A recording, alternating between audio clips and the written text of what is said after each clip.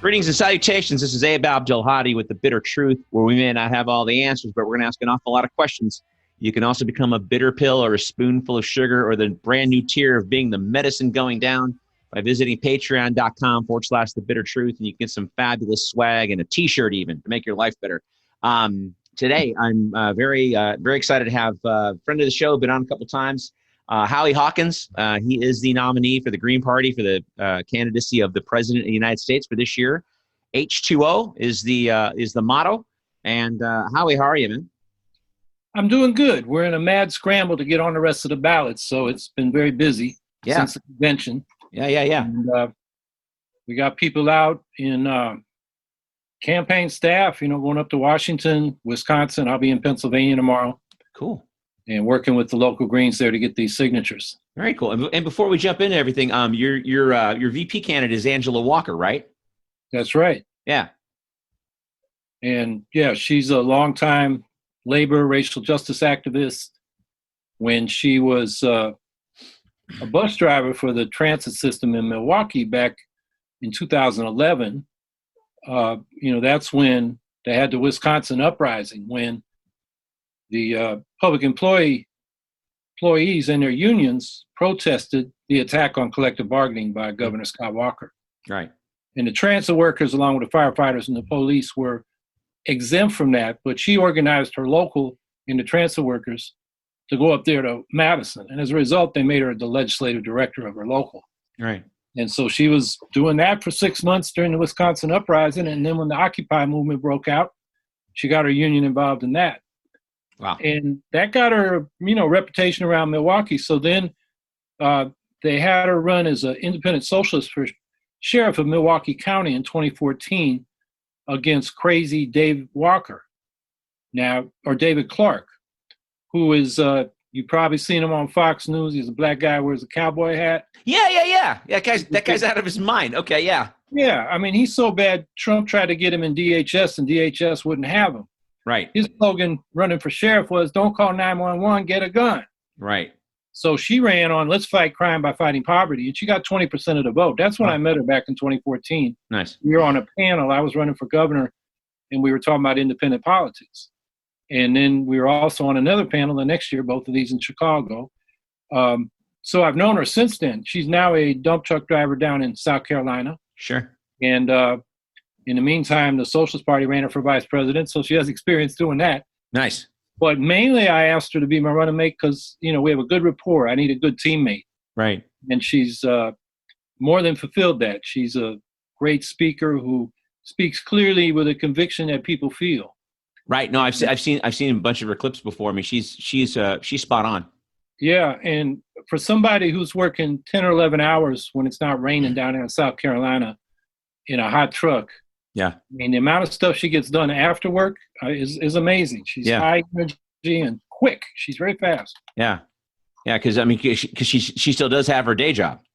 Yes. Yeah, that's impressive, man. Especially in this day and age where you get a bunch of professional politicals. That's all they do is just run for office and hang out and take money, right? And I've seen them. They don't work that hard. Yeah, they don't. They don't have a fire in their belly. Everything's paid for. Yeah. They got a bunch of rich donors. Yeah. They and some of them dip into the coffer for their personal expenses. It's pretty pathetic. Well, I mean, let's just kind of jump into the State of the Union, man. I mean, last 3 or 4 months, I've been telling people everyone's lied to you. Guess what? You can work from home. Guess what? We do have money. $1 trillion a day to the banks in Wall Street. It's $1 trillion to forgive student debt, right?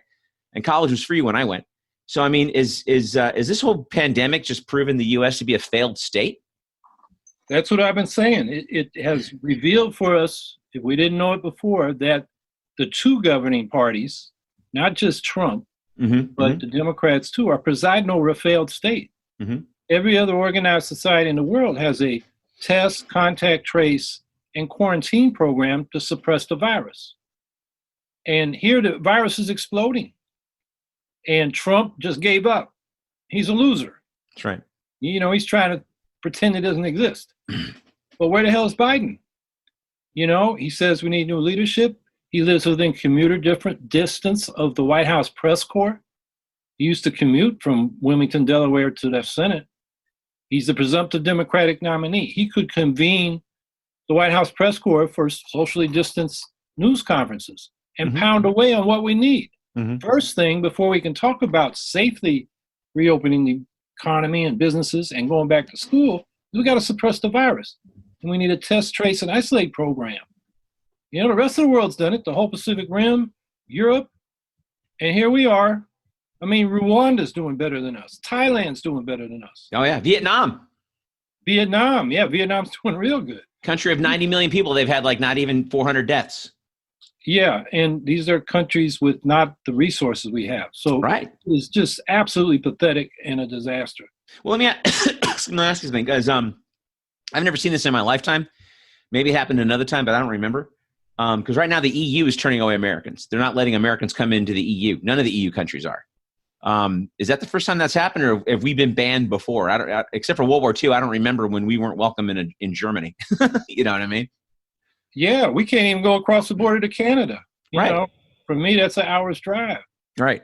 The whole world doesn't want us. We're too damn contagious. Right. I mean, we are now a pariah state. It's unbelievable. Well, you mentioned Biden a second ago. I mean, the guy said from the stage, the last debate he was on, and he's been pretty much saying it sporadically, but that he would veto a Medicare for all bill if it was to pass the Congress. He said that. And in that last debate, he told Bernie Sanders it's irrelevant to the COVID thing. Well, some of these bills, there are reports of treatments costing patients over $1 million. Yeah, I've seen that. And, you know, it's usually $75,000, $85,000 used to be the average. I mean, that's a real hit. It is. Yeah. So, you know, and we don't have a public healthcare system. And, you know, like I've seen different estimates, 5 to 10 million people whose health insurance was tied to employment have lost that. So, you know, how Biden can say that is beyond me. Yeah, well, I mean, here's a guy who co-wrote the Patriot Act, brags about it. You know, co-sponsored the NDAA, brags about that. You know, we all this crap. And we see that in action in Portland now. Yeah. If they call you a terrorist, they can snatch you and disappear you. Yeah. You don't have the writ of habeas corpus. Obama got rid of that. Yeah. Yeah, this is what happens in dictatorships. Right.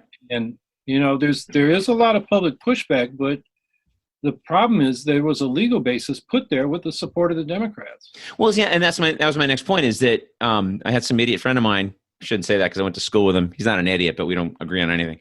But he posted on my Facebook page, you know, that the DHS is legal. It's under law. And I looked up the code. I'm like, yeah, it's part of the Patriot Act. And then when you look at the Fourth Amendment, it's in complete violation of the Fourth Amendment. Right. You know, and so to your point, I mean, because this has been my observation probably the last 25, 30 years. Whatever we do overseas, it comes here 10 years later. Are we becoming more of a totalitarian state and exercising more of our military policies as a policing policy? Well, there's a former CIA analyst, Chalmers Johnson. He called that blowback. Yeah, that's what the CIA calls it. And Malcolm X called it America's chickens coming home to roost a long time ago. You know, I mean, when you behave that way abroad, you start behaving that way at home. Yeah. Well, I mean, like Bush got rid of habeas corpus for enemy combatants in 2005. Right. And everyone's like, yeah, they're enemies. That's cool. And then 6 years later, Obama got rid of it when he renewed the NDAA for American citizens. So like you just said, you can get disappeared and snatched off the street in an unmarked rented van with basically armed TSA guys. At what point do we start to kind of turn this around and start not electing the same crap over and over? Because you said earlier, the two parties are what's approving this. Yeah, and I think this is a real opportunity for people to at least send a strong message by supporting the Green Party, because Trump is collapsing. I mean, there's a epidemiologist at Columbia University projected 800,000 COVID deaths by the end of the year. Right. So hundreds of thousands of COVID deaths by the election, and an economic depression. You know, the Republicans can't even figure out what they might want to do, if anything. And after 2 weeks on vacation, a long 2 weeks, 4th of July recess, they were there Monday through Thursday, and then they went on vacation again. Right. And people's unemployment is running out. The $600 bonus, the moratorium on evictions for people receiving federally subsidized housing, that affects 12 million people. Yeah. And, you know, the news reports today, as I'm running around, I'm hearing on the radio, they're interviewing people who, you know, people that applied for unemployment back in March, you still haven't got that, or their $1,200 check. And now the landlord's taking them to court to evict them. Wow. You know, the projections there are up to 28 million. I saw that on CNBC, you know, the financial news service. It wasn't some left-wing blog. We are headed to uncharted territory. This is, you know, Great Depression with more problems like mass evictions. Right. Well, and to your point, because you made this point, I think a few weeks back. I don't know where I saw you, but you made this really excellent point, because you guys are calling for a nationwide strike. You and Angela Walker are calling for a nationwide strike. And one of the points that you made to speak to your to this unprecedented, you know, health crisis, on top of everything else, you know, there's a 20-year life expectancy gap between rich and poor.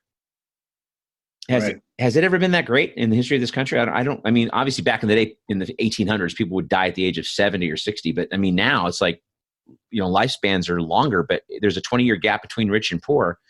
In modern times, is that the biggest it's ever been? Well, we know that from a study that I believe was published in JAMA, the Journal of the American Medical Association, or one of those major medical journals. And they started in 1980 and started tracing the life expectancy gap between wealthier and poorer counties. And it's been growing since 1980, and now it's 21 years. Wow. And we've had 45 years of stagnant real wages. Right. And 45 years of growing economic inequality. And a lot of people are dying prematurely because they're not taking care of themselves. They're living lives of disappointment. It's not what they expected in life. They call them deaths of despair. Right. People are coping with alcohol, opioids, not taking care of themselves, obesity, which leads to diabetes and other things. Sure. So that's part of it. And part of it is people got to choose between rent and medical bills. That's right. I mean, the guy living downstairs from where I'm sitting a year ago, April, he'd come off the winter and he decided, he's on Medicaid, low-wage worker. He decided instead of paying for his kidney medicine that month, he'd pay his utility bills. Oh, God. And get them cut off. And by mid-April, his kidneys failed. And it was something he'd maintained for years, you know, but Medicaid didn't pay for the medicine. That's the kind of deaths that are totally unnecessary but are happening in this country. And that's why the life expectancy gap is growing, and working class life expectancies are in decline in a very rich country. That's just unprecedented in a country that's industrially as wealthy as we are. That's right. Yeah. And we have shown that we have the money. We've shown that we have the money. We just gave the capitalists in Wall Street $7 trillion in one sweep. And we've been pumping a trillion a day for the last 3 or 4 months off and on, which is, like I said, one day of the bailouts is college debt forgiveness, right? And the medication that your neighbor was on, the R&D was paid for by the taxpayer, right? And so how much they charge them here? I bet in Australia it's like $10. The very same medication. It's probably $8 in Canada, and here they'll charge you $400 or $500 or $700 a month. It's ridiculous. Yeah, and they use monopoly position and patents to jack up the prices. Right. And, you know, we're paying more for drugs and medicines than any other country in the world by far. And this is just a gift from our two governing parties to the big pharma companies, who in turn fill their campaign coffers. Mm-hmm, mm-hmm. Well, let me ask you something. So in this nationwide strike that you guys are calling for, is there a platform? Are there some bullet points? Obviously, Medicare for All is on that agenda. What are you guys calling a strike on? Well, Angela and I are supporting calls for, there was calls for general strikes the first of every month. Okay. And they were demanding economic relief in the COVID crisis was the main thing they were, and then they talk about canceling rent, having the federal government pay the rent, or at least a moratorium, unemployment benefits, the right of workers to form a union. I mean, the demands were not consolidated across everybody calling for this, but we encourage people to take action. And also, we did warn people, like if you go on a rent strike, don't do it alone because the landlord will pick you off. Right. If you're going to do a rent strike, you got to be organized and you got to have mass resistance. So the landlord has to negotiate with you rather than, pick you off one by one. Right. But what Angela and I are calling for an immediate COVID thing is $2,000 per person per month for the duration of the crisis. Mm-hmm.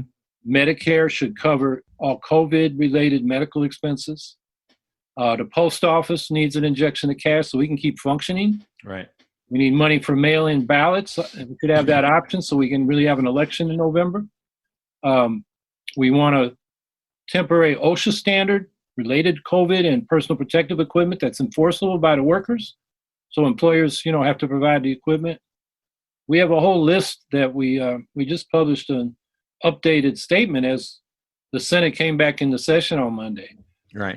In the longer run, we're calling for the Green New Deal because the two major parties are relying on private enterprise alone to get us out of this hole. Mm-hmm. But with consumer demand crushed, investors aren't going to take the risk of investing and creating new jobs.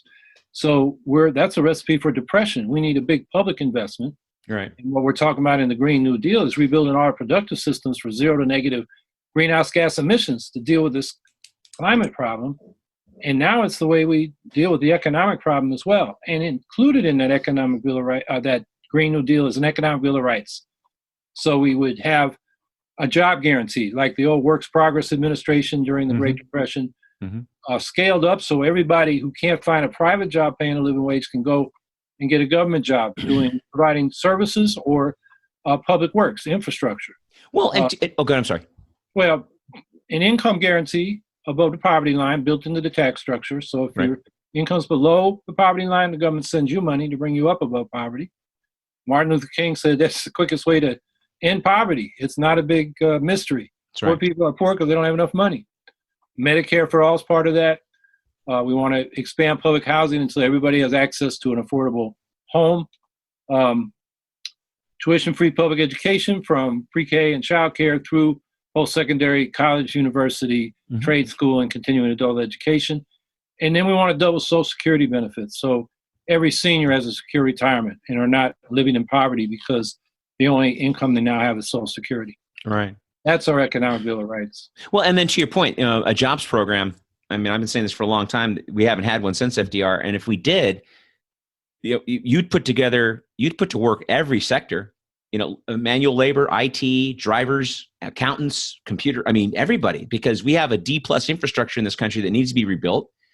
We've got about 60, 80,000 bridges alone that are at a ridiculously low grade, and they need to be retrofitted or even rebuilt in some cases. I mean, I drive up and down Texas all the time for my day job, and I see stuff that you're going, that could use a rebuild. You know what I mean? It's like, and that would bolster economies, because if you've got jobs in a certain area, as we saw during the 40s, 50s, and 60s, you had entire cities built up because there was a plant in town, right? And all the ancillary business around there, the dry cleaners and the baker and everybody, right?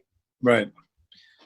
Well, that's one thing our Green New Deal wants to do is, as we rebuild our productive systems for clean energy, we want to locate them in the Rust Belt, in the rural towns that used to have factories and now have nothing. Right.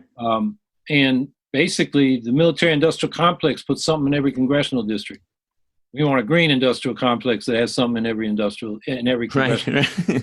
so that there's long-term political support for a sustainable economy.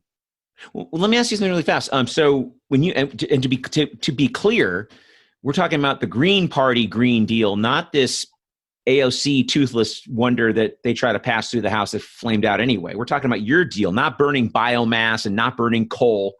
Not doing what we do. 63% of our electricity comes from burning stuff. Whereas you go to Iceland, which isn't fair because Iceland's a country of 600,000 people, but they have zero emissions to create their electricity. It's all waterfalls and stuff that really works. And you're not making solar panels out of dangerous things like silicone or lithium. Your Green Deal is not the Democrat Green Deal, correct? Right. They took our brand, which was the Green signature issue in the 2010s. Right.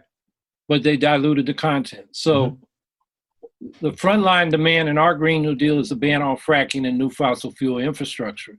They dropped that. And now we see coming out of the Democratic Party and the Biden campaign, they want to frack the hell out of the country, Right.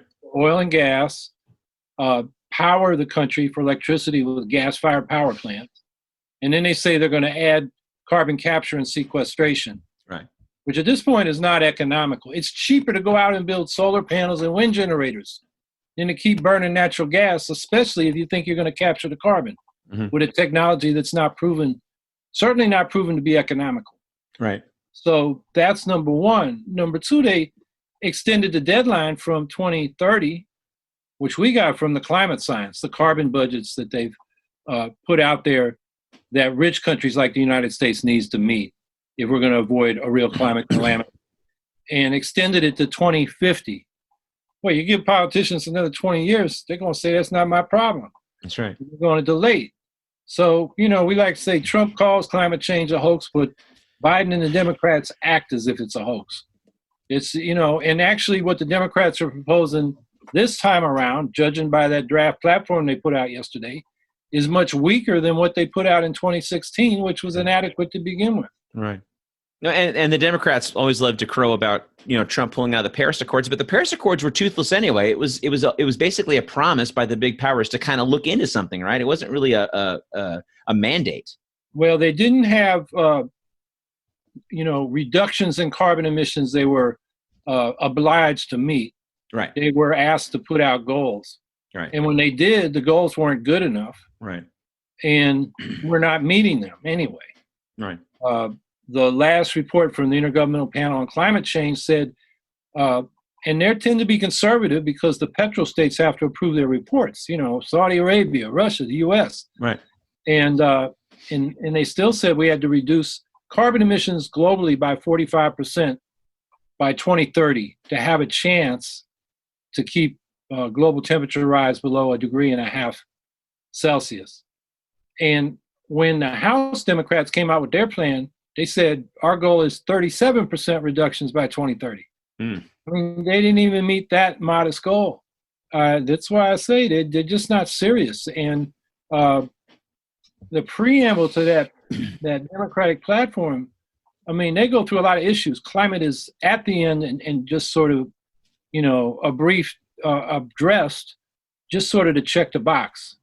But it's not a priority. And that's scary because, people have to understand that climate change is more than just stronger storms and a few more heat waves. Right. It's mass extinctions and ecosystem collapse. Right. And with that, the collapse of agriculture. Right. So that a lot of climate scientists, a number of them have come up with an estimate that if we go as we're going now, business as usual, by the year 2100, our capacity to feed humanity will be 10% of what it is now because of these ecosystem collapse. And we're giving it a head start too, aren't we? I mean, we're destroying the Amazon at record rates. Yeah, with that, Trump mini-me and who's heading up Brazil, Bolsonaro. Yeah. Yeah, I mean, he wants to chop it down and pave it over. It's unbelievable. Yeah, and there's no comment, and that's the thing that doesn't seem to be. And this kind of gets to my next question. I mean, I mean, what they will try to do to you, and the libertarian person and whoever else tries to run, they've done before. They're going to marginalize you guys and not let you in the debates, and and deride you in the media. So there's a chance that you may not win. But if you do win, without coming in with a mandate, as Mark said, it's almost impossible to run for the job of steward of the empire and actually change the empire. It's almost like the system itself has to change. This capitalism setup is not working. Well, that's true. And if we do win in this election, we will have a powerful mandate. Right. It will be by far the biggest upset in, presidential election history. Right. And it can only happen if a movement mobilizes behind us. Right. And then we got to keep that movement mobilized to put pressure on Congress and go to Congress and say, hey, we got a mandate. And if you don't play ball with it, the Greens can run against you in 2 years and you might be replaced. So, we would have leverage if we were to, pull off that kind of upset. Mm-hmm. So I think we'd have a strong mandate, and then it would be a political challenge to keep the momentum, keep the movement mobilized, and start pressuring Congress to go along with the program we got elected to implement. Well, and as is always in the last at least 20 years, the Democrats put the thumb in the eye of anybody that calls themselves progressive, and then they flip them off and say, "Well, fuck you, vote for us anyway because blue, right?" And so, like, how are you? What's your outreach like to reach those people that clearly don't want to vote for Biden, and they're not going to vote for Trump, and they'll probably leave the box blank? I mean, so like, what's your outreach for those guys? Well, to point out that those people, a lot of them voted for Bernie Sanders. A lot of them voted for Biden, but they like Sanders better. Right. They just followed their leaders who said Biden's better for beating Trump, and they want to get Trump out of there, understandably. So our appeal to them is, if you like Medicare for all, don't vote against it by voting for Biden. Vote green to vote for it. Right. You want a full-strength Green New Deal? Vote green. You want student and medical debt relief? Vote green. Tuition-free public college? Vote green. Tax the rich to fund these programs? Vote green. You want to stop wasting money on military bloat, wars, and coups? Vote green. Yeah. You vote Biden, they don't know you're for those things. No. You get lost in the sauce. That's right. And you give Biden a mandate for his policies, which are, neoliberal capitalism and hawkish foreign policy. Yeah. Yeah, and pro banking and everything else. He's in the pocket, which is. I mean, I swear to God, the Democrats they sell out faster than Bernie Sanders at a toilet paper convention. Man, it's like you're sitting there looking at him, going, how are you with a straight face telling me to vote for this guy? And you say crime bill, and the eyes glaze over. You say Patriot Acts, and they're like, oh, did he write that? Yeah, like 7 years ago, and it was considered too draconian back then. I mean, nobody asked how within a week we had a 3,000-page bill. Within a week, poof, we had this bill that nobody read and everybody signed off on it. Yeah, he did the legislative architecture of mass incarceration. Yes. Mass surveillance. And then he was the Democrat as head of the Senate Foreign Relations Committee who mobilized the Democrats for Bush's invasion of Iraq. And he started his career by palling around with people like Strom Thurmond against busing for desegregation. And he wasn't worried about the busing. There was lots of busing going on back then. Right. They were busing people to keep them segregated. That's right. So that was, who he was and still probably is. I mean, his response to the uprising against the murder of George Floyd and police brutality and systemic racism, his first remarks in a black church, well, the police should shoot people in the legs instead of the heart. I saw that. That was just like tone deaf. And then when they said, let's defund the police, meaning don't send a cop for a homeless person, get them a home. Right. If somebody's drug addicted, don't send them to prison, get them medical. In rehab. Yeah. If somebody's having a mental health episode, don't send a cop with a sidearm and who's clueless about how to deal with, people having those kind of episodes. Get some mental health professionals. And so take some money out of the police budget to fund those things. And his answer was, well, no, we're not going to do that. In fact, I'm going to send $300 million more from the federal government to police departments. And, he's had a long role in militarizing the police, which is a problem. Oh, yeah.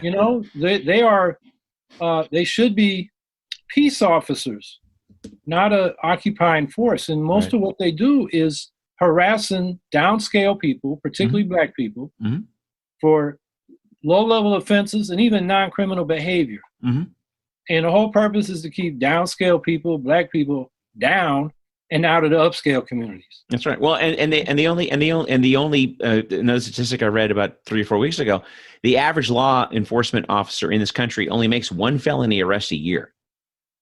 So the rest are just bullshit traffic stops, harassing, as you said. Again, if you became president, how could you get the Congress? Obviously, because not everyone's going to be a Green Party member in the House or the Senate. How could you get them to see that they got to vote this way to save the country? Because we are over. This country is going to be over. Well, I think on the big programs like the Economic Bill of Rights, we can have legislation for a jobs program, revamp the tax system for the guaranteed income, a Medicare for all program. And I think the American people, the polls show they're with us. I mean, the Greens are with the majority of people, not the Democrats and Republicans on those economic issues. Right. And then on, military spending, that is more touchy. I mean, it's about half and half. There's a lot of people that there's been fear whipped up of foreign adversaries. But when you think about it, I have nothing good to say about the governments of Russia and China, how they govern at home, or some of their policies, particularly with respect to climate change. Sure. But they are not a conventional military threat to us. At all. All. Yeah, they're not going to get on ships and come here and do a land invasion. China has one base outside of China. One. We've got like 1,200. So, let's get a grip on reality here. The one thing that does threaten us is they have nuclear weapons. Yes. And the bullets and the atomic scientists moved their doomsday clock the closest it's ever been to midnight. The U.S. has been getting out of the arms control treaties. The last one is a strategic arms treaty, bilateral treaty with Russia, expires next February 5th. And none of the major party candidates have talked about this at all. Campaign. Nope. And we're trying to make that a top campaign issue because it's a life or death issue. Yeah. Absolutely. And we keep saber rattling a nuclear power and wondering why we're getting these shitty results. An adult in the room, I think believes that you make peace with your enemies and deals with your friends. I'm not inviting China over to Thanksgiving dinner, but they got a big economy and they got nukes, right? So let's make a deal. And they're building 700 coal plants to power their what do they call it? The Belts and Roads Initiative. Right. That's an environmental calamity. We hear about their big solar industry, and they got to do it because they polluted cities like Beijing so much. Right. But people can't even breathe the air without getting sick. Right. But they're still dependent on coal. That infrastructure could be funded by clean renewables. And so, I think we should go to them like, say, coal is unacceptable to us, but how can we help you? How can we help each other develop this renewable energy? Right. And, once you build that infrastructure, it's cheaper than the fossil fuels because you don't have to keep extracting and transporting and burning fuels and paying for that. Right. Because the sun and the wind is all around us. And the infrastructure is pretty long lasting. So it's easy to maintain. So it's a cheaper form of energy as well as a cleaner form. Sure. All right, man. Well, hey, listen, Howie, I know you got a big docket. I appreciate you taking time out. I mean, you're running around, making sure all these ballot access, bureaucratic thingies are getting handled. And I know you guys are a small crew, but I appreciate your time and coming on to talk about, what your agenda is going to be moving forward into November. And guys, my guest has been Howie Hawkins. And again, patreon.com/The Bitter Truth. And you can get some great stuff and support the show. And you can always listen for free on iTunes and Spotify and YouTube and everything else. And again, if this stuff makes you uncomfortable, it's supposed to. Sleep tight.